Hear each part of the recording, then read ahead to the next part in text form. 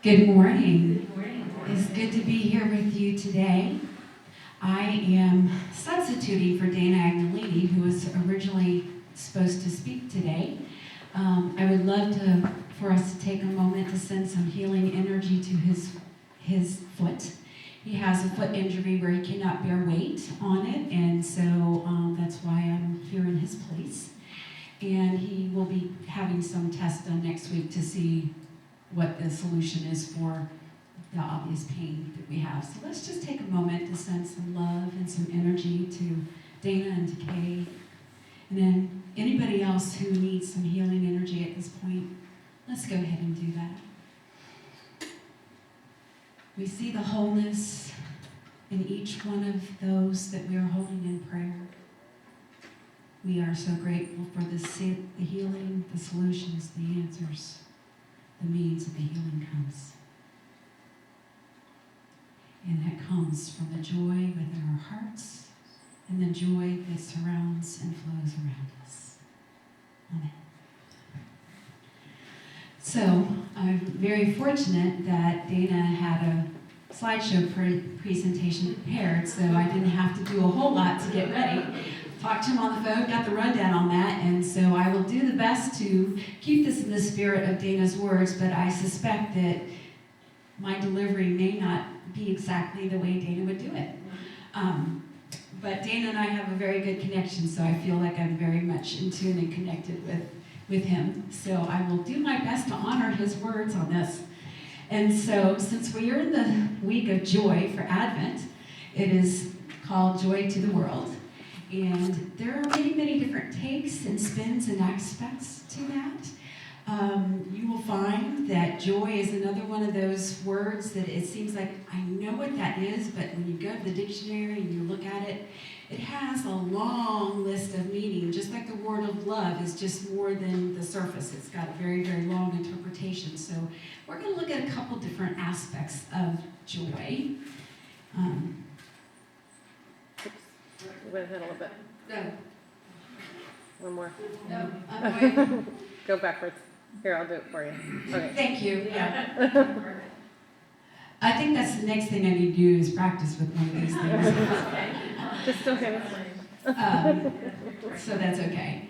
So the first thing that we wanted to think about as we step into the vibration of joy, and for me, as one of the things that kind of comes into this, is many people associate joy with happiness and can use those interchangeably. However, happiness and joy are two very separate and different things. And so happiness is an emotion that we experience, while joy is an attitude that we can develop.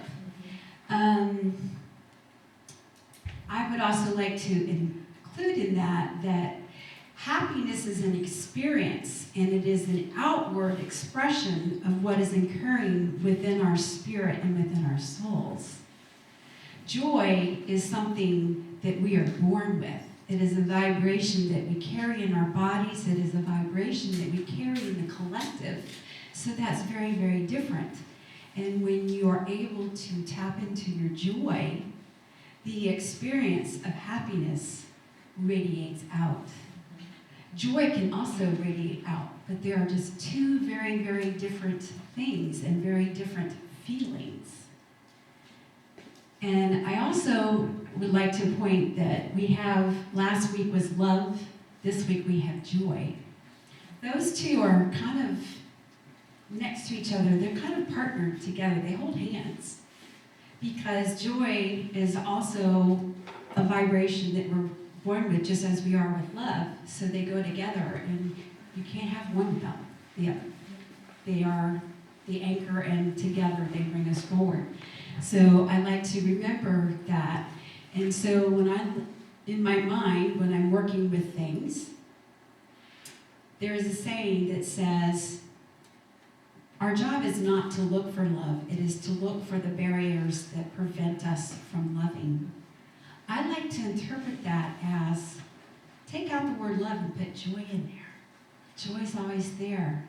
Don't seek your joy. What are the barriers that keep you from feeling and experiencing the joy? That's the journey. So I invite you to just take a moment and remember a time of joy. Could be Christmas time, could be any time. Just remember that moment where you felt this just effervescent, loving joy. Just take a moment. How does that feel?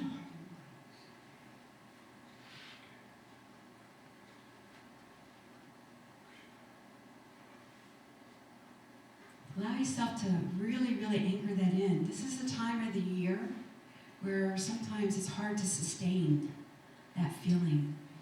But if you're able to bring it to yourself right now, you can remember, you can always come back to this very moment and tap into it. So I just would invite you to look this week, and as you go through the next couple of weeks, to see if you can feel the difference between the happiness and the joy. All right, just go ahead and go to the next slide.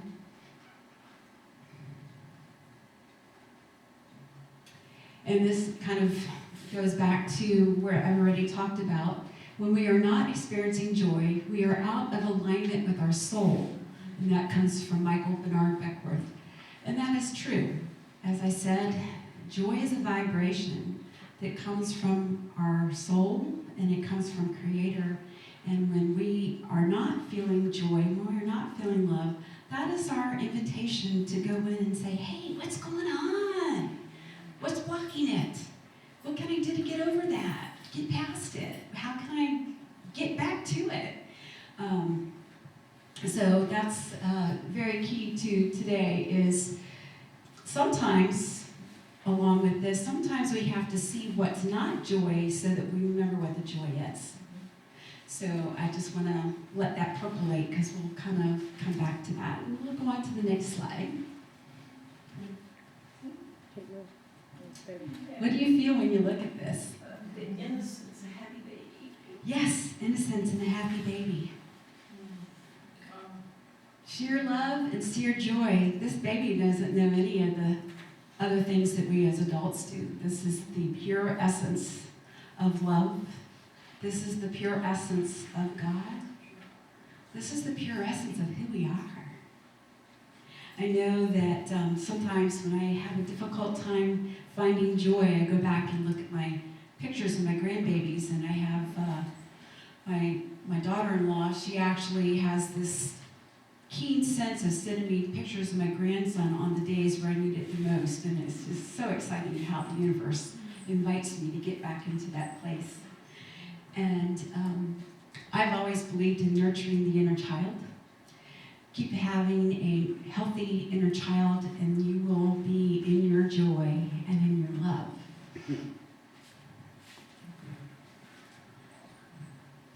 Now, I wanted to head into the scriptures with this, and I will tell you, I have not read the Bible cover to cover, even though I grew up in a conservative Christian home. Just was never anything that I was really called to do. And so the scripture that Dana had selected for this is, these things that I have spoken to you, that my joy may be in you, and that your joy may be full. And that comes from the book of John, chapter 15, verse 11. That is a very powerful statement. And it is a promise, and it is one of the keys to living a joyful life. But I wanted to actually read a few other verses because I feel like to get a greater context of what is being spoken versus just one sentence, that it might help see how this is a key. And so I believe in using different versions of the message so that we can hear it differently and make more sense. So I'm actually using the Message Bible, which has a contemporary language. For me, I have a little better understanding when I go to this one. And I'm going to read verses 9 through 15 from the same book. I've loved you the way that my Father has loved me. Make yourselves at home in my love. If you keep my commands, you'll remain intimately at home in my love. That's what I've done, kept my Father's commands and made myself at home in his love. I've told you these things for a purpose, that my joy might be your joy, and your joy wholly mature.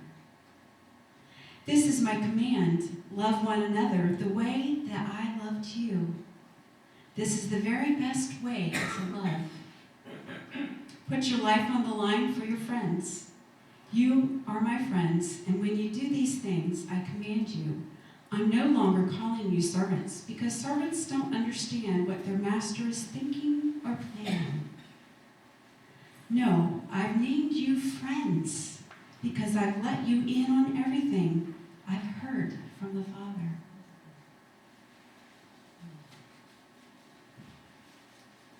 Just let that percolate for just a moment.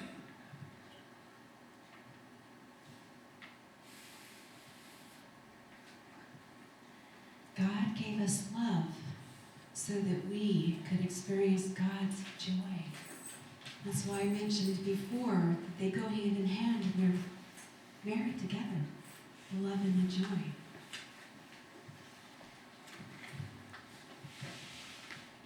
I just thought this was important to give you some additional context so that you could see how the joy really, really works with the love in order for us to lead a life.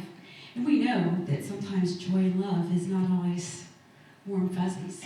That's what we want it to be. But it also comes in many different forms. Next slide.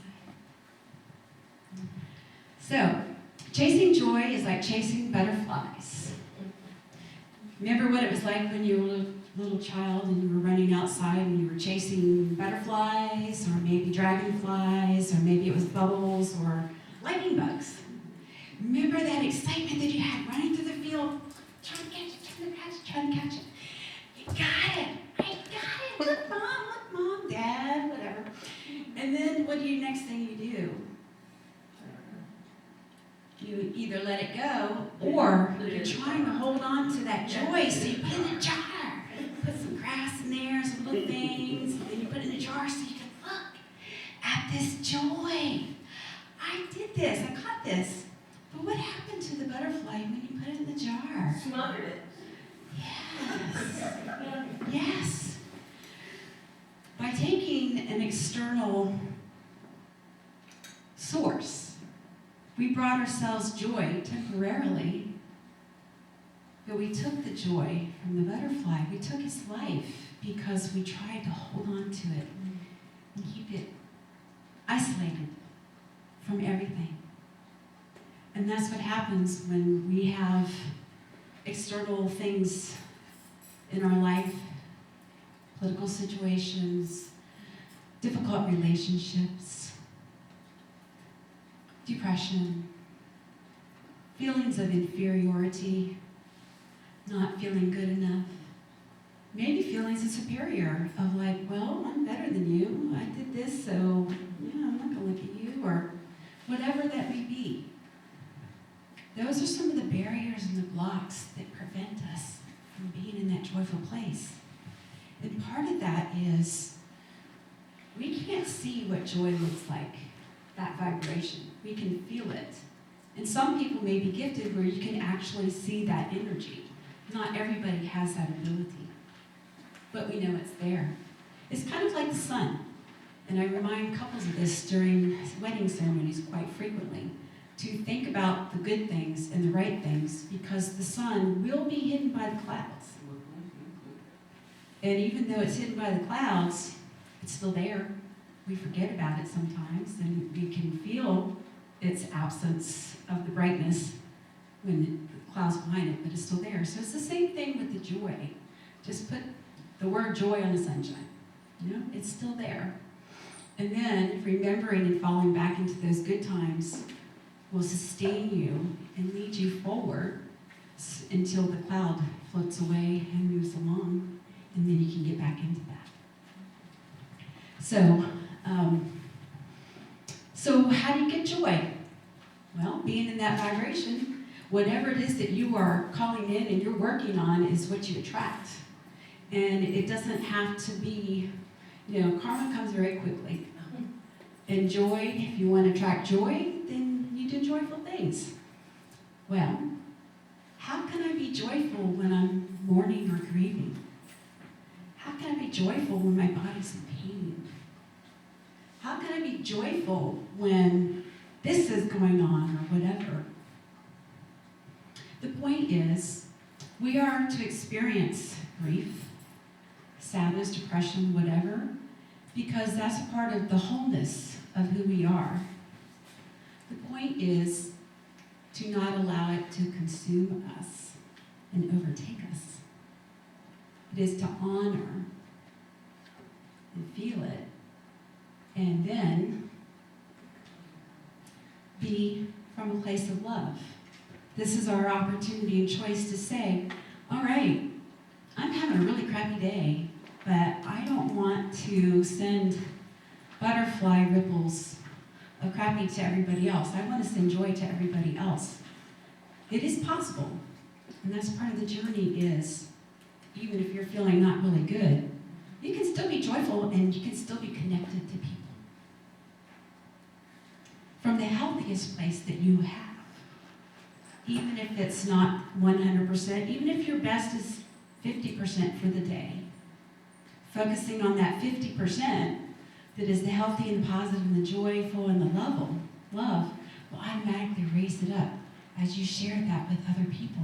Because it's a two-way street where we come and we give, and when we give, we receive.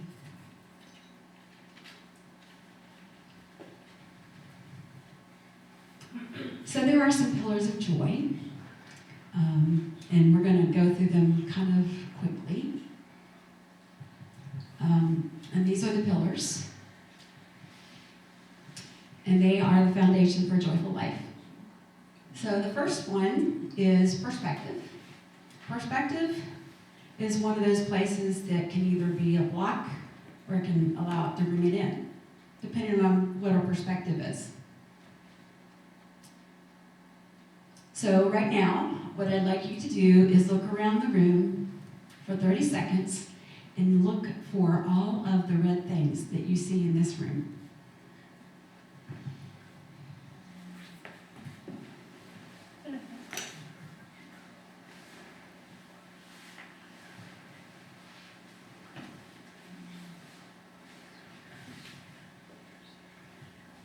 Okay, so how many green things did you see? Right, you weren't looking for green, but you know what? As you're looking for the red, there's green everywhere. So that's just one aspect of how our perspective can be different. When we're focused, whatever we're focused on, that's what we see. Just like, you get a new car, and you think you have a unique car, nobody else has it, and then all of a sudden when you're driving down the road, everybody else on the highway has the same car, same color, everything. It's just because wherever your attention is, that's what you see. However, there is a greater picture and a greater whole out there. Our job is to sometimes be in the middle of that, but there are other times we need to take our zoom lens and zoom out so that we see the greater picture. And when we can see the greater picture in there, we can see and feel the anchor of joy that is holding that space for us even when we can't feel it, or maybe we don't want to feel it. Maybe we don't want to. Maybe we need to sit with that, whatever it is. But we can rest knowing that it's cradling us, it's anchoring us. So perspective. Here's another one. I'm sure you've seen this one before. With this image. So what do you see? An old lady. Okay. Anything else? Mm-hmm. Yes. So again, perspective just changes on what our biases are and what we think about. And again, another perspective, if the M and the W and the 3 can be an E, just all matter of what your mind process is. And then perspective, and this is another really great one to back up the point that I made about sometimes zooming to the whole. Because if you're only on one part of this elephant, you can't see the whole elephant because it's so big. but you only have what your experience is of what you're looking at. And then you get people together and say, well, my experience of the same thing was different. You know, that's why we have trials and we go to court, and that's why we have all the coverage that we have on one debate or one political thing, is because everybody hears things differently. Everybody sees things differently, and we are called to bring all that together to see the bigger picture. So there are lots of things that influence our perspective. Okay, next one. Humor and humility. Could you tone down your humility a bit, Brother Jerome? Some of the other monks are getting jealous. Everybody's humor is different. I get to see that every day in my home. My husband has a very sarcastic, dark humor, which sometimes can be funny. However, when I was growing up, I used to be the butt end of people's jokes. My last name was Waynoscus, and so I used to be called a Pollock and all of these other things. And so my thing is sarcasm at the expense of somebody else is not funny. And we get in a lot of fights sometimes because I don't laugh enough at his jokes, and I'm like, well, joke about something funny. And then I have to remember that I'm judging because of my own experiences and my own blocks to just seeing humor and not taking it personally. And so that's one of those things, is taking things out of context, taking things personally can rob us of our joy. But it is good to have humor, and I'm finding, especially since I have recently had surgery, and I've had to literally sit in my own excrement. Well, you got to find humor when that's doing that, because your body is on the mend and learning how to refunction and rework after having been laid down. And let me tell you, humor has been my best friend, even when it hurts to laugh, when you got stitches and you're hurting. But you find a way to laugh anyways. So applying humor can help us shift and see a different perspective and a different thing. And just remember to be sensitive to other people's humor as well, because you don't want to be robbing their joy. So moving on to the next thing, forgiveness is medicine for the soul when gratitude is vitamins. So forgiveness is another one of those things. It can be very heavy. Sometimes it's really hard to forgive, especially if somebody has really done something that is painful, and a behavior may constantly be re-triggering the same thing. But, and we've all heard this before, forgiveness really isn't for the other person. Forgiveness is for you. Because forgiveness is another way to open up your heart to love. It's another way to open up joy. I actually see forgiveness as the foundation that everything in life is built upon. Because without that forgiveness, it keeps the heart closed, it keeps it hard. So I try to remember that, and that's not always easy. But I have definitely found the more that you do it, the easier it gets. The easier it gets. So I just invite you to take a moment. Is there something of unforgiveness that you do not want to carry into 2020? That you would like to lay down? We're at the end of the decade. We're in a holy, energetic time right now. Doesn't have to be anything big, it could be small. Just one little thing.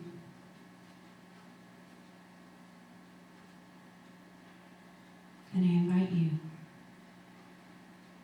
to let it go. And if you can't let it go, plant the seed and ask Creator for a way to see a new perspective. And what could the transformation be for this forgiveness?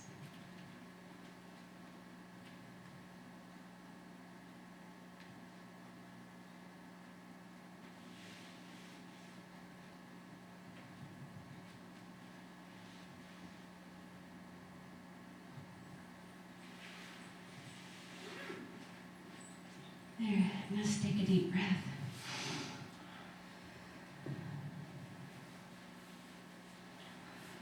So we just applied some medicine. So now we're going to nourish that space and give it our vitamins, give it our love, give it our joy, give it our hope, give it our faith. Give it whatever it needs. Give it the light. Give it whatever it needs so that it can grow into something beautiful. Grow into just a place of inner calm and inner peace.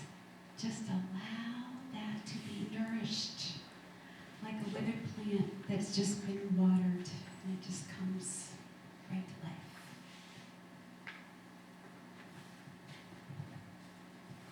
And remember, multivitamins, we take them every day. So remember, during this holiday, in this holy season, to nourish all that's percolating in you every day. A flower will not survive if it doesn't have water or sunlight or food. Same for us. We need all those things too. So does our inner landscape. Moving right along. If you want to be happy, practice compassion. If you want to be happy, practice compassion.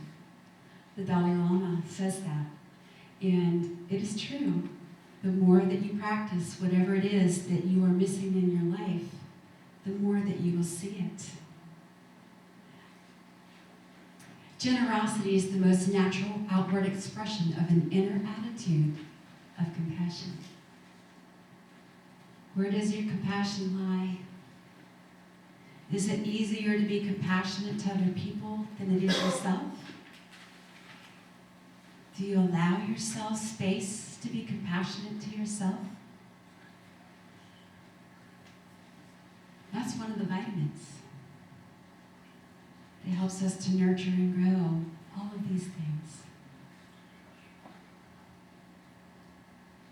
Tapping in compassion is another one of those keys to joy. Next slide.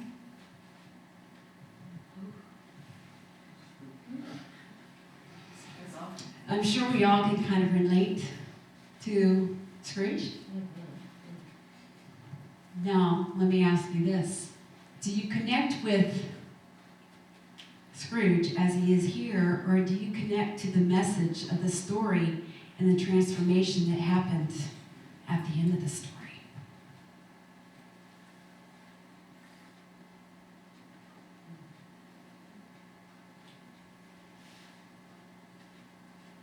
If you only see one aspect of Scrooge, I invite you to this week spend some time thinking about the entire story, the story of transformation that happened with him. It happens with us. We have that opportunity every day to be in our joy. And the main thing is, no one can rob you of your joy. No one can rob you of your love. No one can rob you of any of your birthrights that were given to you from Creator. We allow people to take those things away. I'm offering permission to take those things back and to hold them sacred and not allow what's happening around us to rob us of our joy and our love. This week, I had an opportunity to really practice compassion and inner peace when we were listening to the impeachment trials proceedings this week. I could feel my energy dropping. And I had been in a loving place, in a very loving state before I walked into that room. And then as I felt my vibrations start to drop, I thought, I'm at a choice point. I could sit here and spend time with my husband and resent him because he's watching this, because I want to be with him, but I love him, but I can only feed myself so much. So I said, I know this is really important to you and you want to watch us, and I said, I too want to be an informed voter and citizen. I said, but this is not helping me. This is feeding me in a way that my body cannot handle it right now. So I said, I will see you later, and I found a sunny spot in the house, and I put on my earbuds, and I put on some music where I was entraining my brain and filling it and nurturing it with positive vibrations and positive words and positive things. And as I was doing that, I was trying to see the Christ light in every one of those people that I was judging, because I was very much aware of how much judgment and criticism I carry and I express. Because I feel like there are days where I don't have enough kindness and loving compassion in my life, and I thought, what's happening with me inside that I'm not seeing that in my outer world? And so I got to feel that and see that, and so I thought, okay, well, we're just going to shift it. And I was able to shift it, and then later on I was able to have a discussion with my husband and say, what did you get from it? And he goes, I think I watched it too long, and maybe I should have turned it off when you left the room.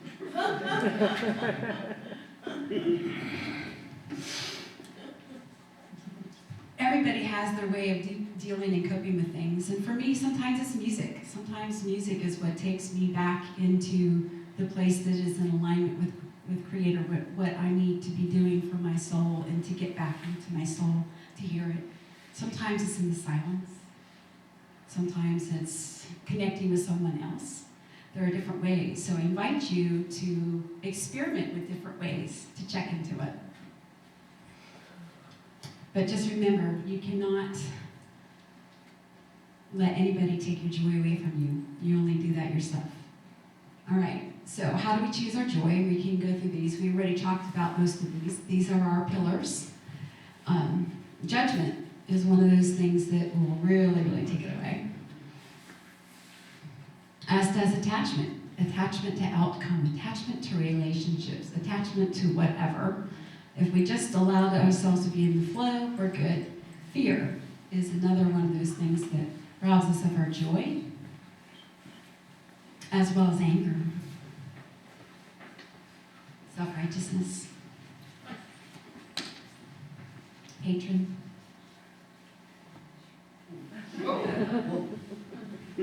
Again, do we resonate with the picture there or the story of the transformation?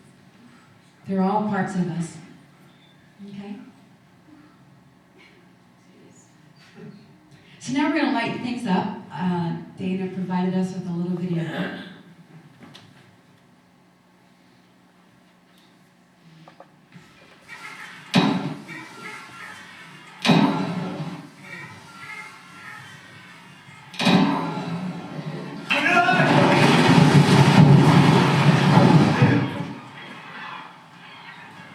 Колян, я запомню тебя.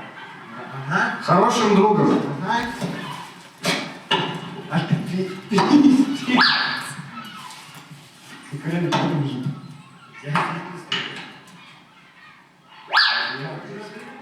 Я тоже, блядь, решил.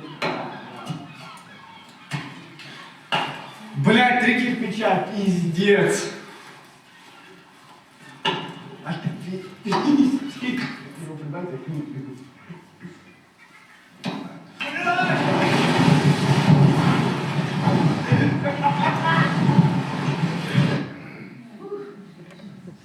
Just a little bit of humor, Dana's humor. But you can see what happens when we allow those things to chip away at our foundation of joy. And so our challenge and our job is to not allow the foundation to crumble when everything else around it is crumbling. We could still have the love, the joy, the inner peace, all of those things, no matter what crazy, insane thing is externally happening. We can choose to still have that and hold that. And if you are having a difficult time holding that, reach out to a friend. Reach out into your community.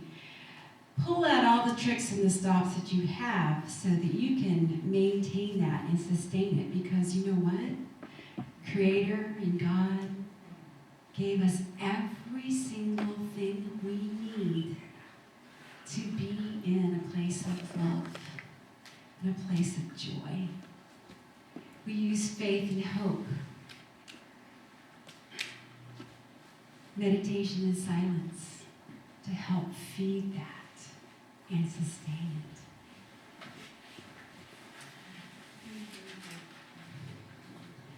So, I hope that I have been able to give you some things to think about as we head into the holiday season, something to percolate and something to celebrate. And I invite you to really, really look and feel the joy of this season and remove the barriers and the blocks. So, if you don't make it here this week for Christmas Eve services, I wish all of you a Merry Christmas, Happy Holiday, and may your joy be full.